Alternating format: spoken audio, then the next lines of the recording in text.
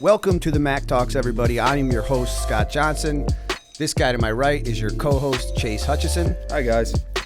And welcome to episode 7 of the Mack Talks.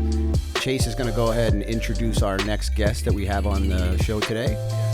Absolutely. So today we have Connecticut's most vocal and insightful naturopath. He's a doctor of Chinese medicine, a licensed acupuncturist, as well as a certified classical homeopath. He's the founder of Sophia Natural Health Center, located in Brookfield, Connecticut, and the host of the local radio show, The Natural Medicine Connection, on 800 AM WLAD. He's also a busy lecturer on health topics, as well as a co-author of his book, Essential Remedies for Women's Health, a compendium of healthy advice and information specifically for women's issues.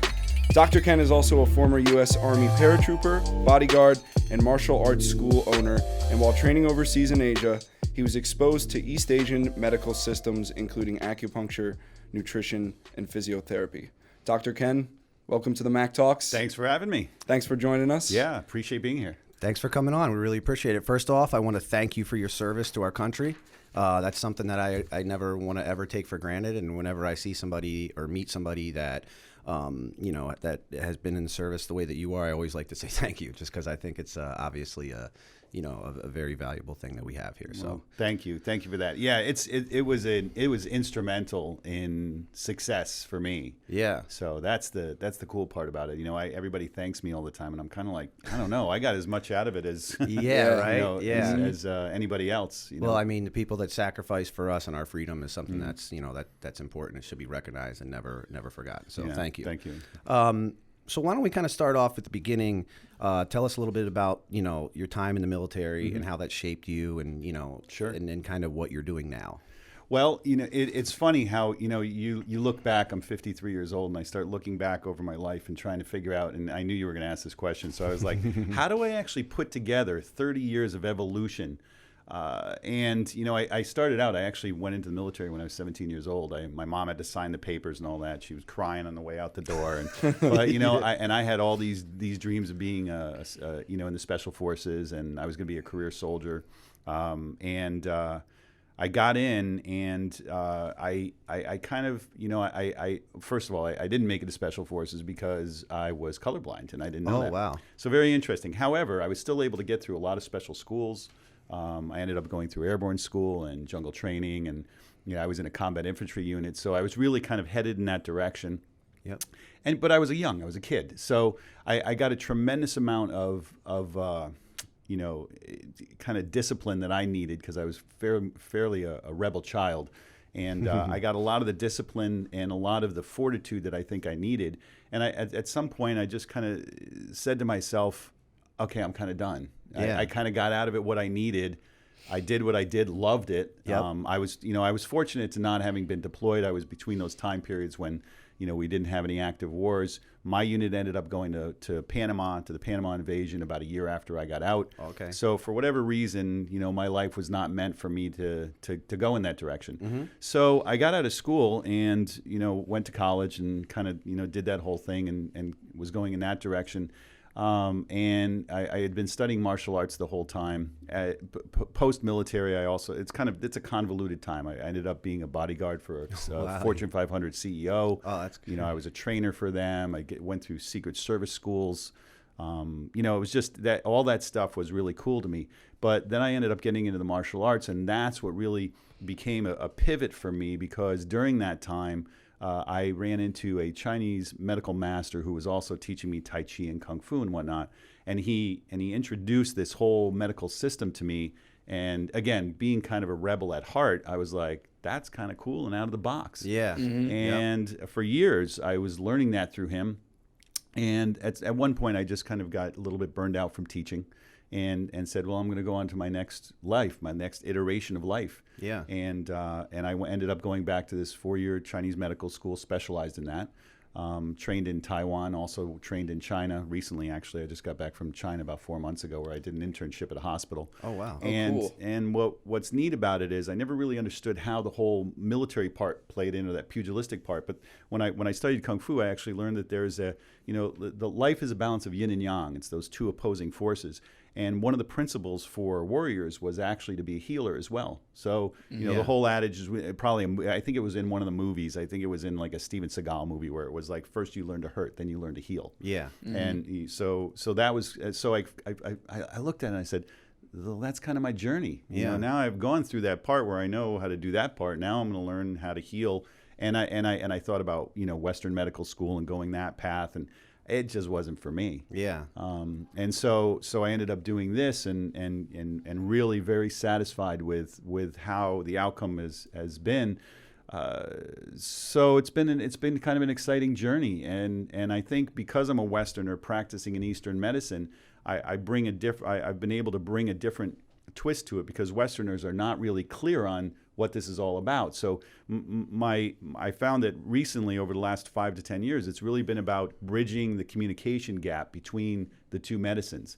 People either think it's a voodoo medicine, or it's like we were talking about with supplements, how it's before the show. Yeah. We were talking about things like not really knowing, but kind of this general approach, where as opposed to the doctors of East Asia it's a very specific medicine treating very serious diseases.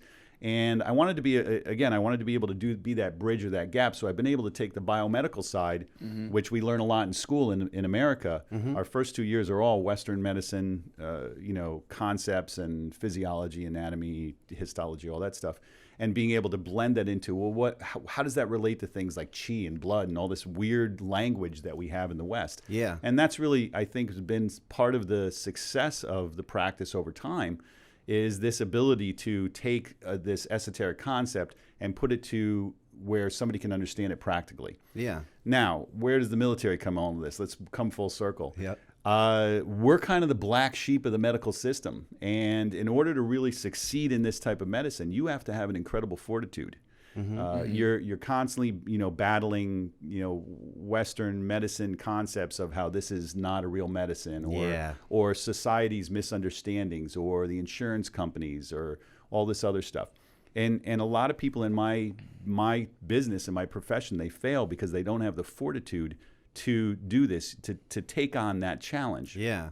Well, the military, doing a 12-mile forced ruck march in 2 hours is far worse than somebody yelling you at the phone or attacking your medicine. So to me, that whole military experience gave me this kind of fortitude and passion and esprit de corps about what we do that I actually built into my staff as well. Now, of course, I don't make them do push-ups and stuff. Yeah. only sometimes. Yeah, only sometimes. You don't have basic training before you start, right? Exactly. Only when they show up late to work.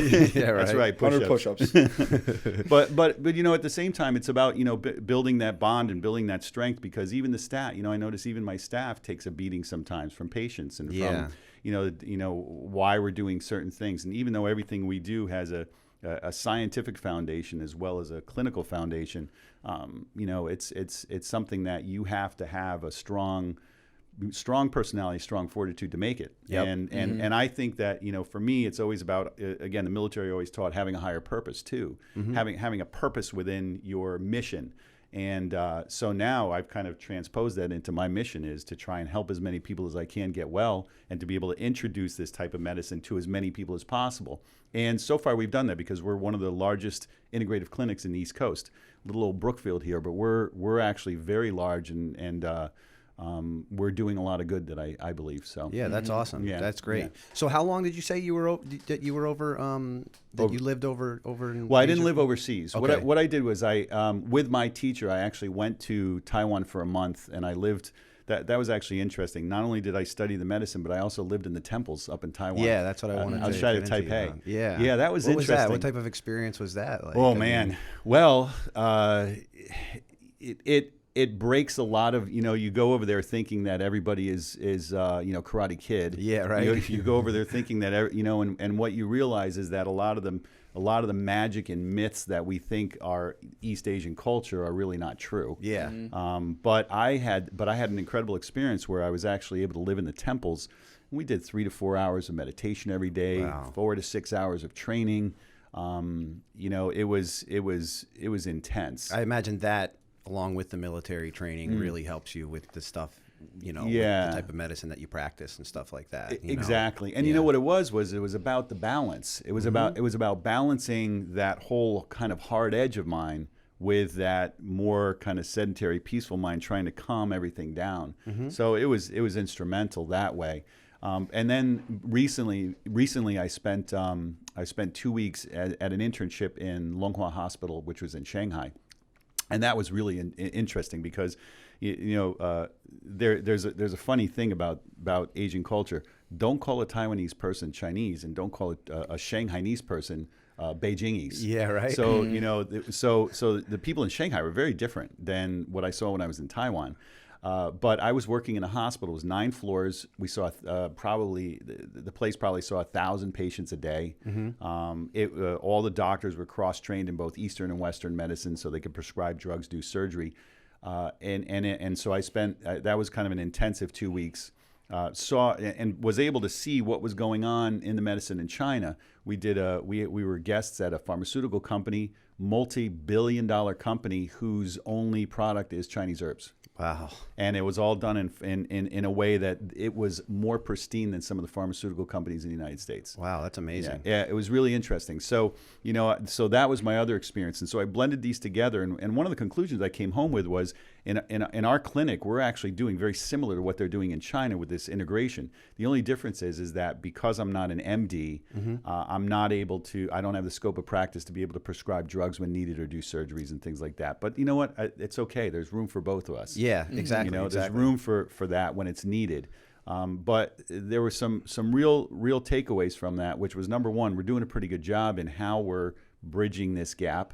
And number two is that it was amazing to me how few people were on medication over there. That's actually was going to be my next question. Right. Is what are the hospitals like, and what is the medication? I mean, I know that they still use probably medication over there that we use here, but how is it different than how we're doing it here in your opinion? Oh, well, it's exactly what we're trying to do now that I get a lot of pushback on, which is medication is just a temporary stopgap. And what's the source? Where is it coming from? That's what they want to know. That's what they want to know. That's what you want to know. That's the type of that you practice. Exactly. Exactly. Because when you're treating a symptom, which is what most medications do, most for chronic conditions, when you're treating a symptom, it's very rare that you're actually going to ever be able to quit that medication. Yeah. When you're actually treating the source of the problem, the medication becomes a secondary stopgap or let's say something to deal with the acute condition until you resolve the underlying cause. And that's what I think is happening over there, because again, the doctors are doing both. And that's why I think we see so little medication. So now when they're coming into the hospital, they may be prescribed acupuncture. They might be prescribed, moxibustion, which is the burning of herbs on points, specific herbal formulas that treat the issue. If the condition is acute enough, they'll prescribe a medication. But in all the time I was over there, and I was seeing hundreds of patients a day. I would say the most that I saw somebody on was maybe blood pressure medication. Yep. I can't even think of the other one. Sometimes they'll put women who are having some, fertility issues. They'll put them on some of the hormones, some of the hormone stuff. A lot of women using birth control over there, so they'll prescribe that kind of stuff. However, the only person I saw that was on 2 or more medications was a guy in his 80s who had acute diabetic neuropathies and vision problems. So this guy basically had ignored this. He was a farmer from one of the outer provinces. Yeah. He ignored it for years, and all of a sudden he's a disaster. Yeah. And so they put him on the meds, but they also prescribed him a diet. They actually put him on Chinese herbs, all the above at the same time. So I wasn't there to do the follow-up with him, but my guess would be is that at some point probably he would be off the medications and get things straightened out, and maybe he could even reverse some of the damage that he did. Yeah. So that's the way they would deal, and that's why you don't see a lot of medication use. It's interesting to see it come. It's fascinating. Yeah, there was a lot of things, and unlike what people think, it's not free medicine over there. They pay out of pocket. Okay. So I didn't know that. Yeah, it's not. So they feel it is valuable enough that they're willing to pay for it, and then they bring the doctors gifts, which I wish that would happen here. Yeah, right. They bring them nice tea or something like that because that's how they are. It's their culture. That's their culture. They really honor and respect that. So it was really neat. And a lot of what it is, I find the difference between these two approaches, like the Western and the Eastern, is that a lot of what the Eastern is they're taking away blockages from healing. So they're making the path to healing a lot easier. Yeah. And I understand that requires more patience and more respect for that type of medicine, which we Americans don't have a lot of. Which we just do not have. Yeah. So my question is, like, how do you get someone from over here to understand that the way to healing is not always through that immediate kind of, here's a drug, take it, you know what I mean? Just get over it, or, ride it out. How do you convince them to be like, listen, you need to take care of yourself better. You need to change your diet. You need to, perform these procedures. Chase, that is the question of the century, isn't it? Yes, that is the challenge. I was going to say this before, is one of the most refreshing things of being over there is I didn't have to do that. The doctor tells the patient to do it, the patient does it. Yeah. Over here, they say, well, why should I do that? What do I do? And a lot of times, I laugh. I say, in a lot of cases, I'll drag people to better health, kicking and screaming all along the way. Yeah. Which, but the fact is that's part of the challenges that we have. It's why I have case managers. I personally think it's through education, and I think that's a universal principle in business, since we're talking business here too. And for, I guess, anybody who might be listening too, is that it's about education. Yep. If you educate somebody on why it's important to them, they'll either get it or they won't. And what I do is we have a very strong education component to what we do, because at the end of the day, I want the patients to walk away and be able to maintain their health on their own. That to me is the legacy that I can leave. If you come into me as a patient, and not only am I going to correct what your problem is, but then I'm going to give you the education along the way to maintain it, that's great, because that goes on and on. Yeah. So it's really, I find that it's about education, but it is a challenge, because we are really conditioned to treat the symptoms and treat things immediately. And that's why, what I've done in my practice is I've tried to identify also the things that work quickly, because that's another myth about natural medicine, is that it doesn't work quickly, and that's not true. Yeah. When you do the right things at the right time, it can work exceedingly quickly. Yeah.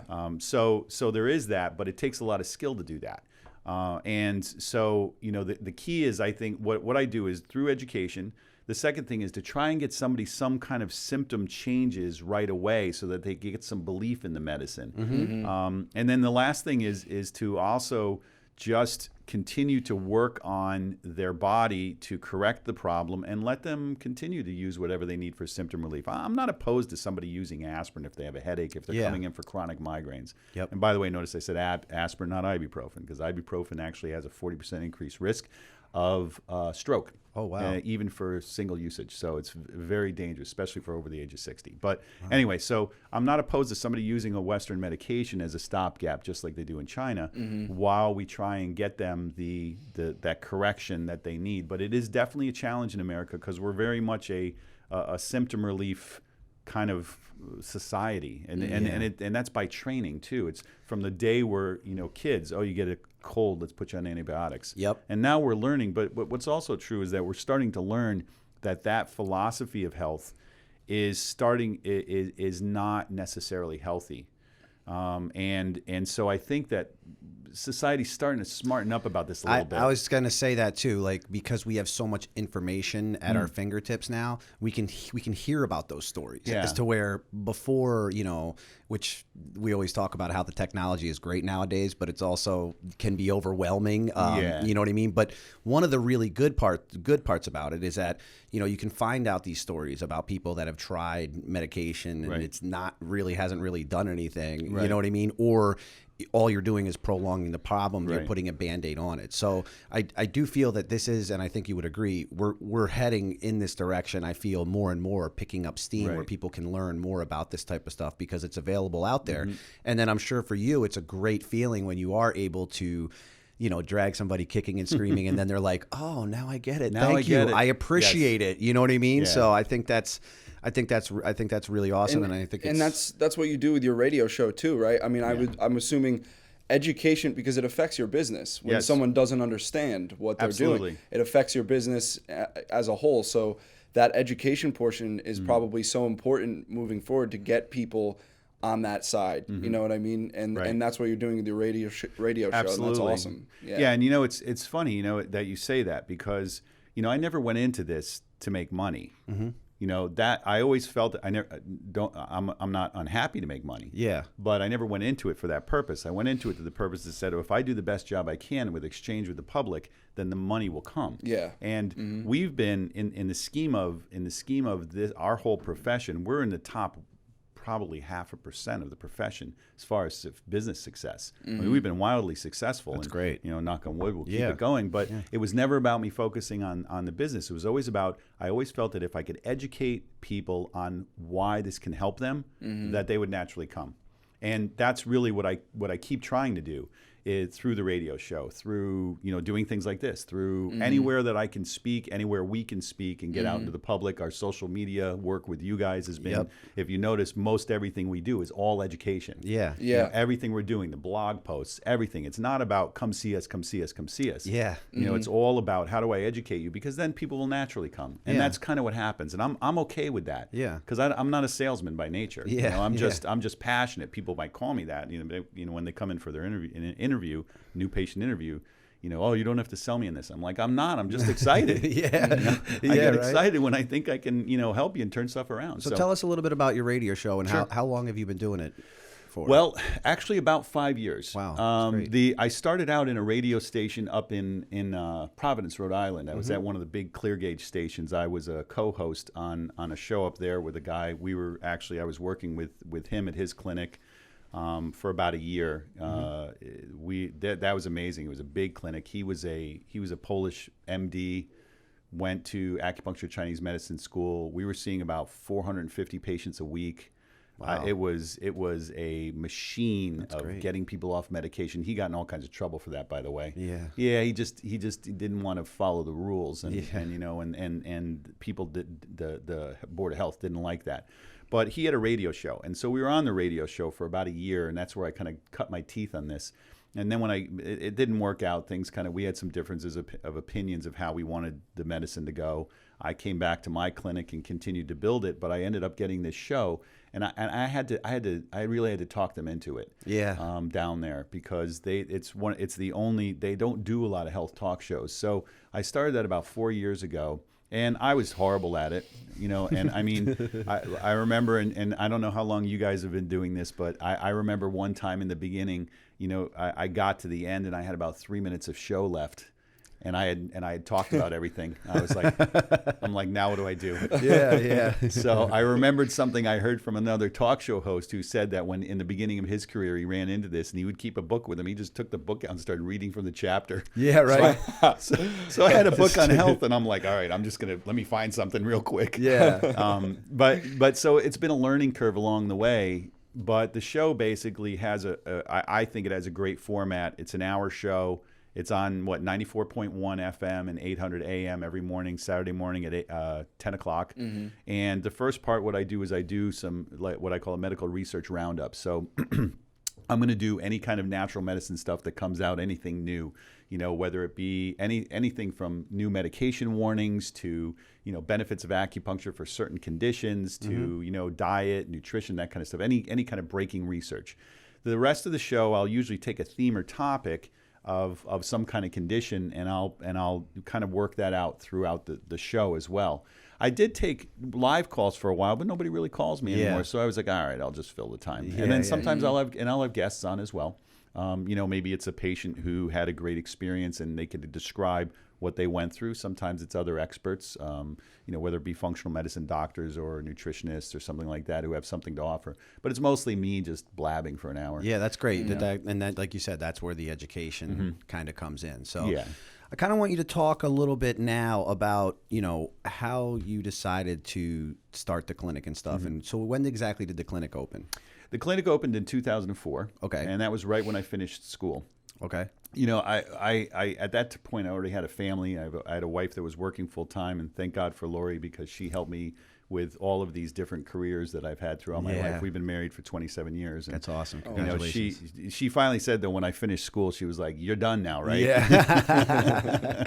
You're gonna hunker down somewhere, right? Yeah. She's like, "I'm not supporting you for another career," and I was like, "Okay, that's fine." Yeah. But so anyway, so I went to school when the 4 years was up. Actually, towards the end of the last 6 months when I was in clinic, my son was born. And he had some health problems, but but I was like, all right, I'm going to finish this, and we did it. So I was traveling from Connecticut to New York every day. So it was about a 3-hour round trip down to Midtown. Oof. So during that time period, I was doing internships and finishing up classes. So it was like 16, 18-hour days. Wow. I'd leave on the first train in the morning, and then I'd take the last train home. Yeah. Sleep for a couple hours, come back. During that time, it was about 6 months. During that time, I don't know if you guys have ever been on the trains, but you know how when you fall asleep, you end up in the train yard? Oh, yeah. Yeah, well, that happened to me. That's happened. Yeah, that's happened to me before, I can too. imagine. Yeah. Oh, yeah. Where you miss that one, and then you have to take the train back to the... yeah. You take the taxi back to the next... Exactly. Because the train's done, so... The train's done. Yeah, it's the last train. So I woke up a few times. Been there. Yeah, I woke up a few times with the guys over yelling, "I thought you checked. I thought you checked." And I'm like, what's going on? Unfortunately for me, it wasn't really because I was in the city studying. It was, I know. It was, a few too many. Something about those trains blows you to sleep. I feel. My gosh. The vibe. You're just like, it's like sitting in a. I got a gazillion studies about those we don't have time for. But I was in the city on 9/11. I was in the city for the blackout. I was stuck in a train in the blackout. I've been through the snowstorms going in. It was just I don't know how people do it for decades. Exactly. I mean, not for me. Yeah. So anyway, but what I was doing was while I decided I needed something to keep my brain active. So during that time, I started sketching in a pad how I wanted my clinic to look, what I wanted to do, how many rooms I wanted to have, what the reception area, down to the very detail of having a small water feature in the corner and all this other stuff. So that's what I did that as an activity. Well, fast forward to now I graduate, and I'm like, okay, I got to get started because I got to start making money again. I just took 4 years off. Mm-hmm.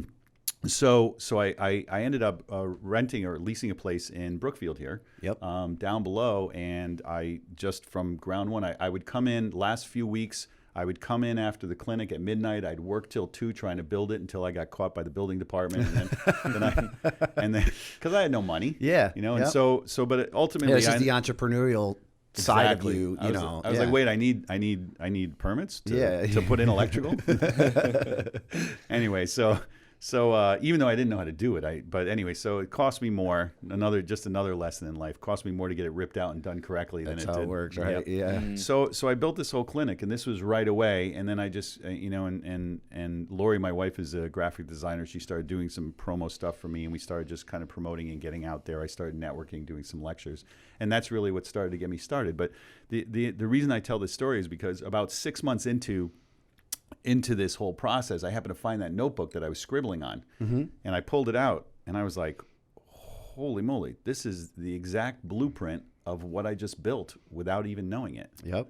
And so I know you know about the power of the law of attraction. All this kind see of stuff. It happen, make it happen. Make it happen. Yeah. And I remember kind of looking at that, and I was perplexed. I was like, I even up to the point where I had developed a clinic that was a long, skinny kind of clinic office. Yep. Now I didn't know when I rented that's exactly what it was. That's what it was in your head somewhere, right? So it was somehow that's what ended up in my head, and it ended up being built. So from that point, I just started, doing. I would speak anywhere. I would speak in the mornings at, I don't know what, Lions clubs and all this. I spoke everywhere, even when people were falling asleep on me. And that's all I did is I lectured, and the clinic built. That started with little old me. And how many employees do you have now? 10. Wow, that's great. Yeah. So I have 4 docs. I have 7 administrative staff. That's great. Yeah, it's good and bad. Lori's with right. Oh, I know.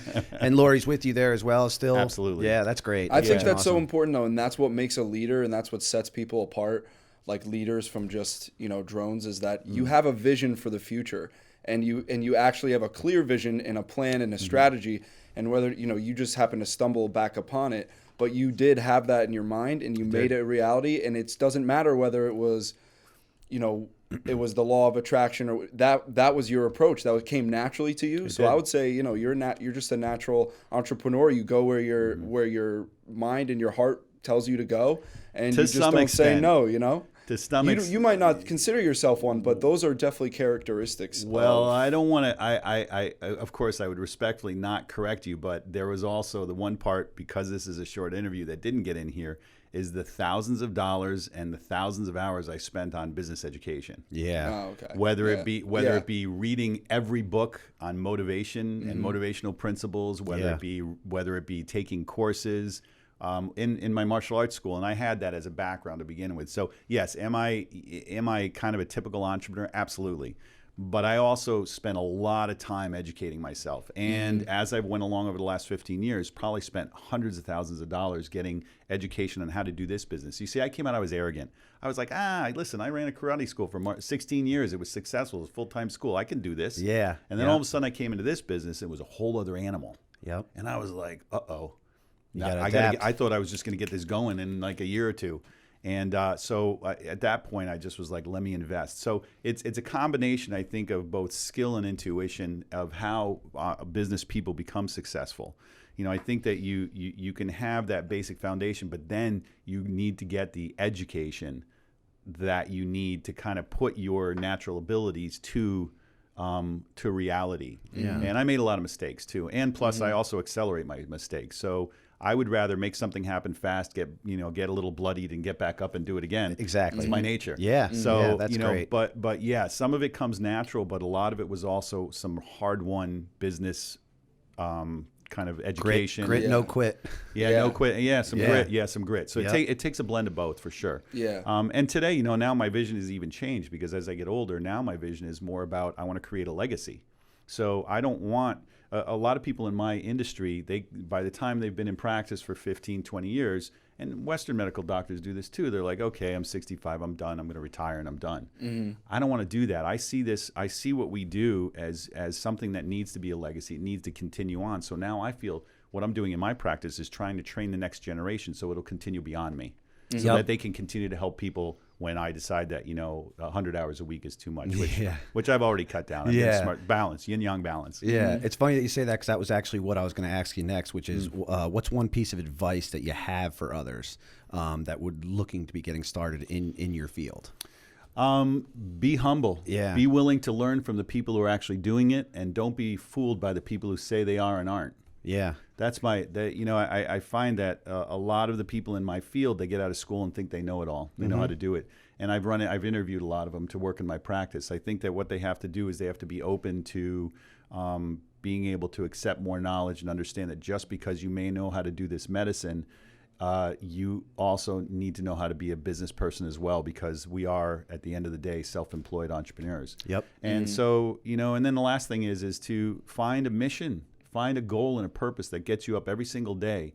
I believe that success is not as much about inspiration as it is discipline as well. There's days when you're exhausted, you don't want to get up. Yep. There's days when you got beat up by the insurance companies, and trust me, I've gotten my fair share of that. Only imagine those battles. And expensive ones. Yeah. That you just are like, I can't do this anymore. Yeah. You have to have a discipline to be able to get up. So you need to balance inspiration with discipline in order to be successful at anything you do. And I think that's universal, really. Yeah. It's kind of like what me and Chase always say, to feed the lion. The more you feed the lion, the more you're going to want to keep fighting for what you want and what you believe in. So. Right. And it's not always like that. A lot of times it's inspiration. I mean, when we get a success case, a success story, it's got to be a great feeling. A guy with heart failure who's it's turning around, he goes to his cardiologist, and the guy goes, I don't know what you're doing, but your heart seems to be reversing and getting younger. Yeah. That kind of stuff is the inspiration. The good stories that we have of all, and you've seen the pictures in my office, we have all those testimonials.